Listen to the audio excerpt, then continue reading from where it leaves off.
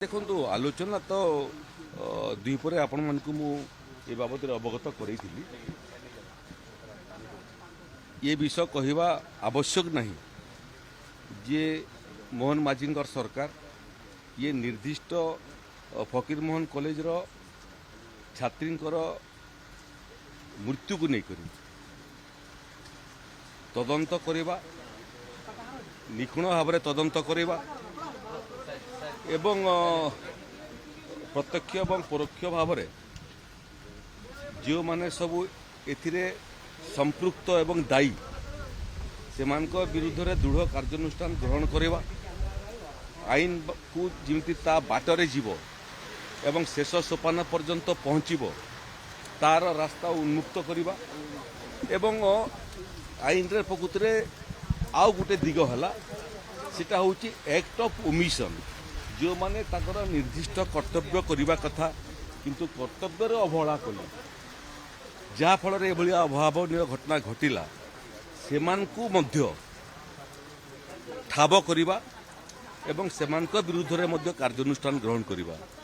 ଏସବୁ ବାବଦରେ ତଥ୍ୟ ସଂଗ୍ରହ ବ୍ୟକ୍ତିଗତ ଭାବରେ ଓକିଲାତି ମୋର ପେଶା ହୋଇଥିବା କାରଣରୁ ସରକାରଙ୍କ ତରଫରୁ ବାବଦରେ ତଥ୍ୟମାନେ ମୁଁ ସଂଗ୍ରହ କରୁଛି।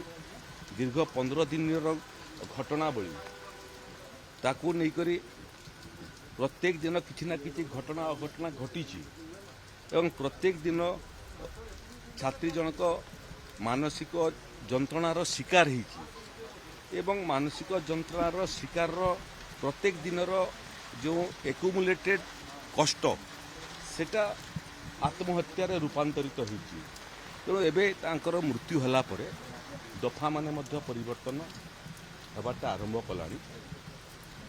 ଆତ୍ମହତ୍ୟା ପାଇଁ ପ୍ରୟାସ କରିବାର ଯେଉଁ ଦଫା ଲାଗିଥିଲା, ଏବେ ଆତ୍ମହତ୍ୟା ପାଇଁ ପ୍ରେରିତ ଯେଉଁମାନେ କରିଥିଲେ ସେମାନଙ୍କ ନାଁରେ ଦଫା ଲାଗିଛି।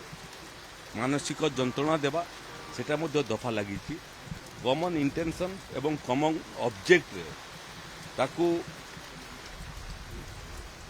ଇଏ ଆତ୍ମହତ୍ୟା ପର୍ଯ୍ୟନ୍ତ ପ୍ରେରିତ କରିବା ପାଇଁ ଯେଉଁ ପ୍ରୟାସ, ସେଥିରେ ଆଉ କେଉଁମାନେ ସବୁ ସମ୍ପୃକ୍ତ ଅଛନ୍ତି ସେ ଦିଗକୁ ମଧ୍ୟ ତର୍ଜମା କରାହେଉଛି। ତେଣୁ ଏ ଦିଗରେ ଆଉ କିଛି ସମୟ ଲାଗିବ ସମ୍ପୂର୍ଣ୍ଣ ତଥ୍ୟ ସଂଗ୍ରହ କରିବା ପାଇଁ। ମାଆଙ୍କର ଝିଅର ମାଆଙ୍କର ବିବୃତ୍ତି ମୁଁ ଦେଖୁଥିଲି, ସେଥିରେ ସେ ମଧ୍ୟ ଚାହୁଁଛନ୍ତି ଯେ ତଦନ୍ତର କାର୍ପେଟଟାକୁ ଆହୁରି ବଢ଼ାଇବା ପାଇଁ, ଯାହାଫଳରେ କେବଳ ପ୍ରଫେସର ଏବଂ ପ୍ରିନ୍ସିପାଲ ନୁହନ୍ତି, ଅନ୍ୟମାନେ ଯେଉଁମାନେ ଭିନ୍ନ ଭିନ୍ନ ସମୟରେ ଏ ଘଟଣାକୁ ନେଇକରି ଛାତ୍ରୀ ଜଣଙ୍କୁ ଅପମାନିତ କରିଥିଲେ ଏବଂ ମାନସିକ ନିର୍ଯାତନା ଦେଇଥିଲେ, ସେଟା ମଧ୍ୟ ତଦନ୍ତ ପରିସରଭୁକ୍ତ କରିବା ପାଇଁ ମାଙ୍କର ଯେଉଁ ଦାବି ଅଛି ତାକୁ ମଧ୍ୟ ଆଇନଗତ ଦୃଷ୍ଟିରୁ କ'ଣ ଭଲ ହୋଇପାରିବ ସେ ବାବଦରେ ଆମେ ତର୍ଜମା କରୁଛୁ। ସମ୍ପୂର୍ଣ୍ଣ ତଥ୍ୟ ମଧ୍ୟ ବିଭିନ୍ନ ମହଲର ଆମେ ଏକତ୍ରିତ କରୁଛୁ। ଯେଉଁ ଭିତରେ ଶିକ୍ଷା ବିଭାଗର ଯେଉଁ ତଦନ୍ତ ହୋଇଥିଲା ତାର ମଧ୍ୟ ରିପୋର୍ଟକୁ ଆମେ ତର୍ଜମା କରୁଛୁ ଏବଂ ଇଏ ସମସ୍ତଙ୍କର ସମଷ୍ଟି ପରେ ସରକାର ଆଉ କ'ଣ କ'ଣ ପଦକ୍ଷେପ ନେବାକୁ ଆବଶ୍ୟକ ଅଛି ସେ ପଦକ୍ଷେପ ନେବେ।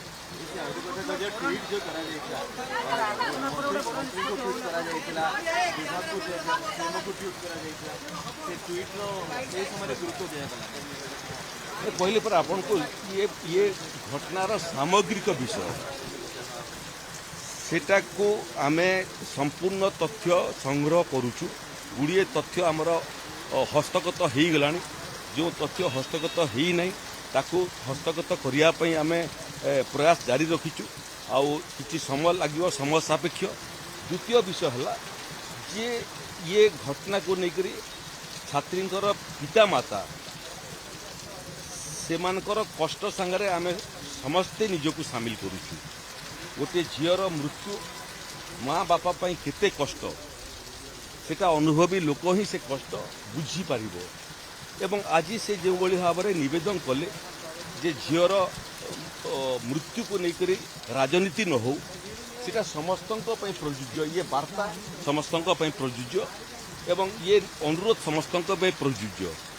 ସ୍ୱାଭାବିକ ଭାବରେ ଉଭୟ ଛାତ୍ରୀଙ୍କର ମା ବାପାଙ୍କର ଯେଉଁ ଆବେଦନ ଏବଂ ଆବେଗ समस्त राजनीतिक दल ताकू हृदयंगम करने कथा ओडिशा सरकार समस्त ऑप्शन ओपन अच्छी लक्ष्य समस्त गोटे हवा कथा एक ये निर्दिष्ट केस रे छात्री जनक किमिति न्याय पाइब मुख्यमंत्री से दृष्टि क्षतिपूरण बाबद अनुदान राशि घोषणा करछंती किंतु अमूल्य जीवनर मूल्य टंकार हो पार ना जेते टंका देले मध्य क्षतिपूरण भरणा हो पार नहीं मार क्षत बापार क्षत भाईर क्षत भरणा हो पार नहीं तेणु आसी किमिति ताकू आम न्याय देवा एवं भविष्य रे समस्ते मिसिक एभलिया आम व्यवस्था को तैयारी करिबा जो व्यवस्था रे आउ कई भविष्य रे एभली अभावनीय घटनार शिकार हेबी नहीं समय दिंतु आउ से बाबद